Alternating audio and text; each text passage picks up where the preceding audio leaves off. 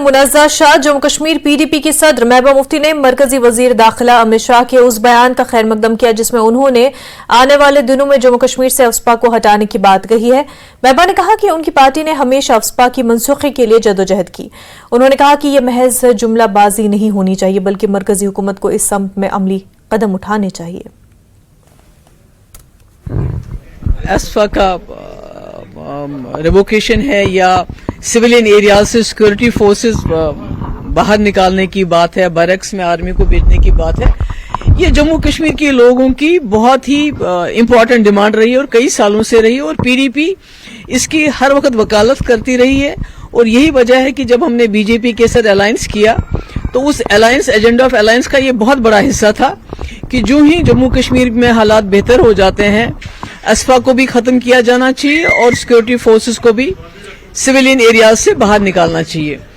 तो आज जब होम मिनिस्टर साहब इसकी बात करते हैं तो हम ये कहेंगे देर आए दुरुस्त आए, क्योंकि जब भी महबूबा मुफ्ती या पीडीपी इसकी वकालत करते थे, इसकी बात करते थे तो मुझे कहा जाता था ये एंटी नेशनल है, ये आर्मी के खिलाफ है, ये मुल्क के खिलाफ है। तो अब हम ये सोच रहे हैं कि बात इलेक्शन के वक्त इन्होंने की है, क्या ये वाकई सीरियस है या ये एक जुमला है? क्योंकि आपको याद होगा कि जब इन्होंने कहा 2 करोड़ नौकरियां देंगे हर साल में, इन्होंने कहा था कि गैस का सिलेंडर कांग्रेस 450 में दे रही है, हम 400 में देंगे। इन्होंने कहा था 15 लाख रुपए हम हर गरीब के अकाउंट में जमा कराएंगे। ऐसा तो कुछ भी नहीं हुआ।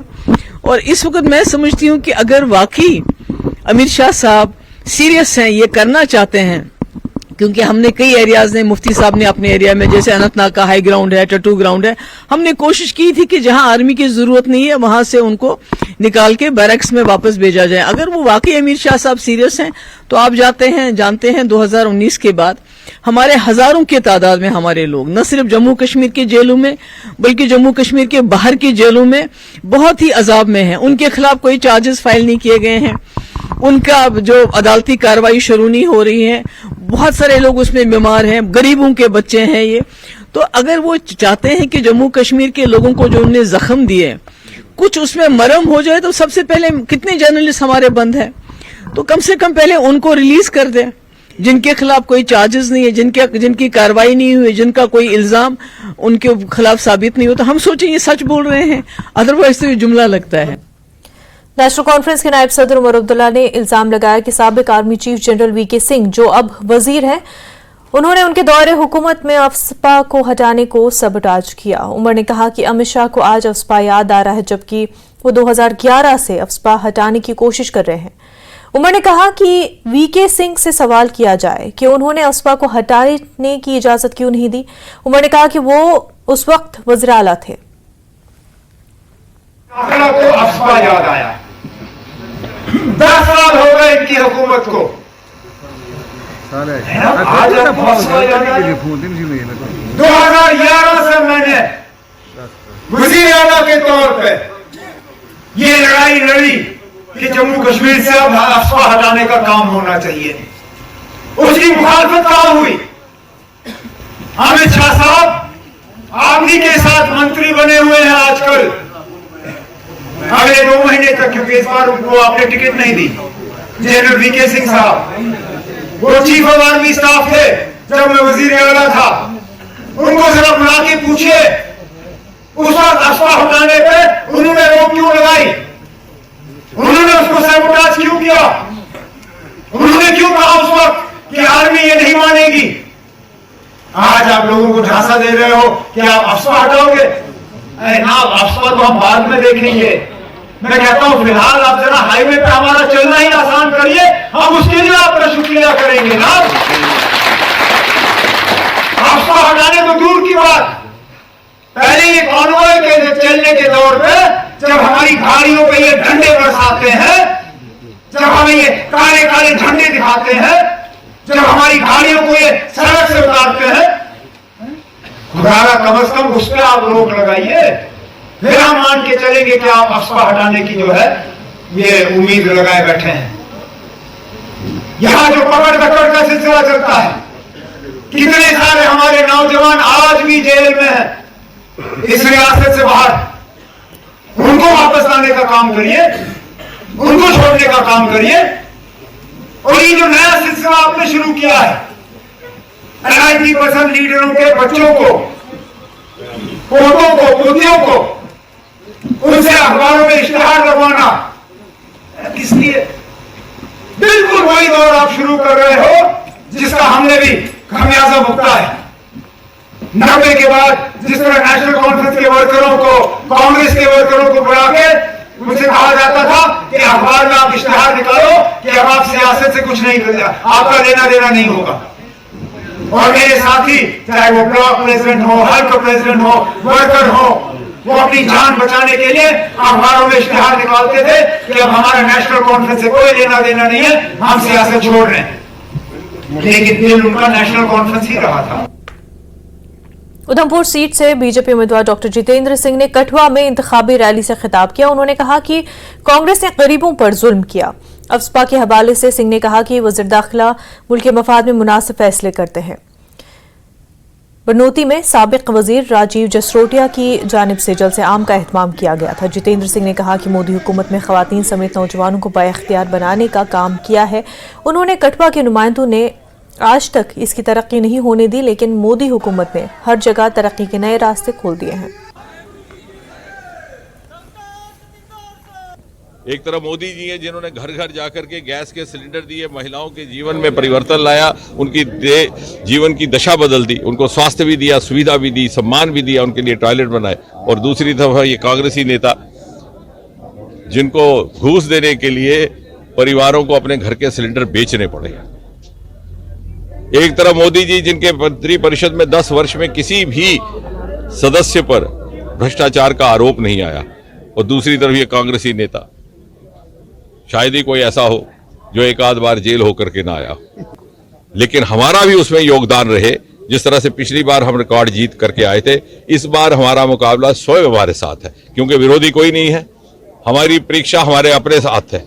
हमने 3,58,000 का आंकड़ा पार करके मोदी जी की विजय माला में कठुआ की ओर से जब फूल पिरोना है, तो हमें कहने का ये साहस हो सके कि मोदी जी थोड़ा बहुत विनम्र योगदान हमारा भी है। मुझे लगता है कि गृह मंत्री जी का हर वक्तव्य पूरी संवेदनशीलता के साथ, सूझबूझ के साथ दिया जाता है, और जो भी देश हित में होगा, राष्ट्र हित में होगा, अमित शाह जी गृह मंत्री के रूप में उसी तरह का निर्णय करेंगे। नेशनल कॉन्फ्रेंस के नायब सदर उमर अब्दुल्ला ने इल्जाम लगाया कि बीजेपी ने नेशनल कॉन्फ्रेंस को शिकस्त देने के लिए गुलाम नबी आजाद, अल्ताफ बुखारी और सजाद लोन को साथ लिया। उमर ने कहा कि वो खौफजदा नहीं होंगे और न उन पर कोई फर्क पड़ेगा। उन्होंने इल्जाम लगाया कि 1970 के इंतखाबात के दौरान इस तरह के हथकंडे अपनाए गए थे जब जनता पार्टी ने मकामी जमातों और मजहबी रहनुमाओं से हाथ मिलाकर उन्हें शिकस्त देने की कोशिश की थी। लेकिन वो नारा थोड़ा अधूरा रह गया था। जिनको उस वक्त शेर कश्मीर का वो इलेक्शन याद होगा, उनको ये याद होगा कि नारा ये था, जनता वंता नहीं चलेगी, कश्मीर हमारी मां है। और आज बिल्कुल ये सेट है, क्योंकि उस वक्त का जनता आज ही भारतीय जनता, और उसी तरह जिस तरह शेर कश्मीर के दौर में सब एक साथ आ गए थे शेर कश्मीर को हराने के लिए, उसी तरह बीजेपी वाले आज सबको एक स्टेज पे लाने की कोशिश कर रहे हैं। निशाना नेशनल कॉन्फ्रेंस, और नेशनल कॉन्फ्रेंस का ये हल वाला निशान है।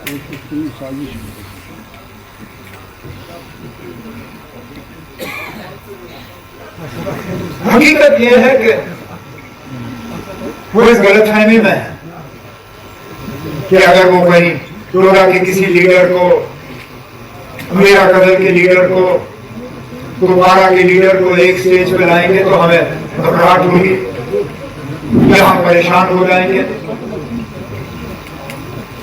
मैं आज खुद हैरान हूं इस बात पे कि अपनी सियासी जिंदगी, मुझे भी अब सियासत में अब 20-25 साल हो गए, मैंने सोपोर टाउन में नेशनल कॉन्फ्रेंस का इतना बड़ा प्रोग्राम आज तक एहसास पहले से ही था कि इरशाद, इनकी बहन मसरत, इनके साथी यहाँ पे बहुत ही मेहनत करने वाले हैं। मेहनत इन्होंने बड़ी की, लेकिन आज आंखों देखी बात हमारे सामने है कि वाकई इनकी मेहनत का जो फल है वो यहाँ पे कायम है। और मैं मान के चल रहा हूं, पार्लियामेंट इलेक्शन में तो सोपोर से हमें लीड होगी ही होगी, और इंशाल्लाह सितंबर में जब असेंबली के इलेक्शन होंगे तो आपका यार और मेरा यार यहाँ का एमएलए होगा। खबरों का सिलसिला आगे भी जारी रहेगा, लेकिन उससे पहले एक छोटा सा ब्रेक।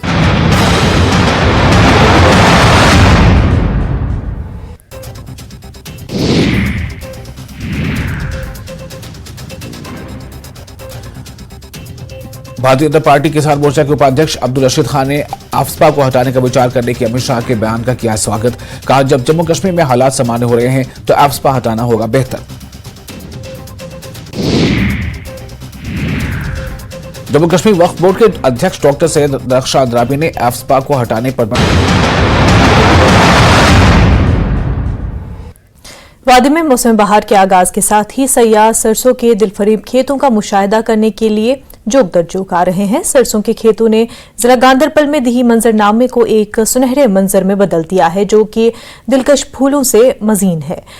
बर्फ से ढके पहाड़ों का पस मंजर, नाकाबिल फरामोश तजुर्बात और तस्वीर के शानदार मौके तलाश करने वाले सयाहों के लिए एक बड़ी तवज्जो का मरकज बन गया है। सयाह पीली पंखुड़ियों के समंदर के दरमियान सेल्फी लेने के लिए सरसों के खेतों में रुक जाते हैं। अपना हम कश्मीर घूमने आए थे ग्रुप के साथ। हम और हमारे फ्रेंड के साथ 3 ग्रुप है और हमको कश्मीर आए, वहाँ पे बहुत ही अच्छा लगा। पहली बार ही आए लेकिन बहुत ही अच्छा लगा। और सबको हम यही गाइड करेंगे कि आप कश्मीर घूम के आए। यहाँ पे सभी जने अच्छे ही थे, हमको सारे होटल में भी सभी हेल्पफुल थे, सारी होटल भी बहुत अच्छी थी। सुबह खेत में हमने यहाँ पे फोटो भी खिंचवाए थे, बहुत ही अच्छा लगा हमको यहाँ का। मेरा नाम मुकेश जैन है और हम हमारा ग्रुप सुमित तोशनीवाल, अनिल वाफना, सब जने हम 3 फ्रेंड्स हैं और यहाँ कश्मीर घूमने के लिए आए राजस्थान भिलवाड़ा से। और हमें यहाँ आके बहुत अच्छा लगा, मजा आया। गुलमर्ग और सोनमर्ग तो बहुत सुंदर जगह है यहाँ की।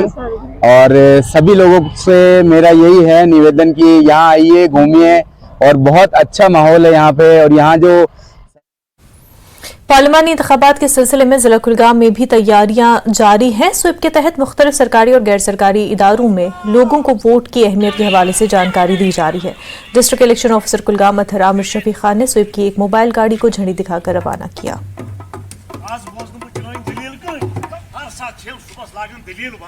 ज़िले में जो तैयारियां हैं इलेक्शन के हवाले से, वो सारी तैयारियां मुकम्मल हैं। हमारे तीनों असेंबली सेगमेंट्स जो हैं, कुलगाम, देवसर और डीएच धमाल हाजीपुरा में, तीनों जगहों पे सारी जो है फैसिलिटीज़, सारी जो भी हमारी प्रिपरेशन दे आर डन। हमारी कोशिश यही है कि ज़्यादा से ज़्यादा लोग जो हैं वो वोट डालें। इसके लिए कुछ इम्पॉर्टेंट काम किए गए हैं। एक जो हमारे इलेक्टोरल रोल्स हैं उनमें उसकी प्योरिटी और उसमें प्रॉपर एडिशंस किए गए हैं कि जितने लोग जो एलिजिबल हो गए हैं 18 साल के से अधिक, जितने भी लोग हैं, जितने भी in fact they are first time voters, उनको वोटर लिस्ट में जोड़ दिया गया है। मुझे लगता है वो सबसे बड़ी आम इंतखाबात के दूसरे मरहले के लिए नोटिफिकेशन जारी कर दी गई। आज से 4 अप्रैल तक कागजात नामजदगी दाखिल किए जा सकेंगे और 8 अप्रैल को नाम वापस लिए जा सकते हैं। दूसरे मरहले के चुनाव के तहत जम्मू लोकसभा सीट पर वोट डाले जाएंगे। जम्मू सीट से बीजेपी उम्मीदवार जुगल किशोर शर्मा 30 मार्च को पर्चे नामजदगी दाखिल करेंगे।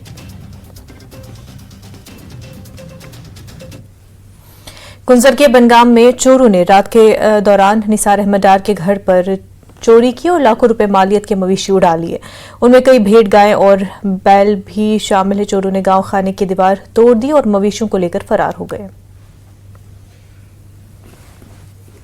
यहाँ पे हमें माल मवेशी थे इस गाँव खाने में। रात को 12 बजे से लेकर 1 बजे तक चोर आए, उन्होंने पूरा साफ किया। पिछले 3-4 साल से हम भेड़ बकरियों को पाल रहे थे, गाय थे, मवेशी थे। तो 3 महीने की मेहनत 5 सेकंड्स में चोरों ने साफ की।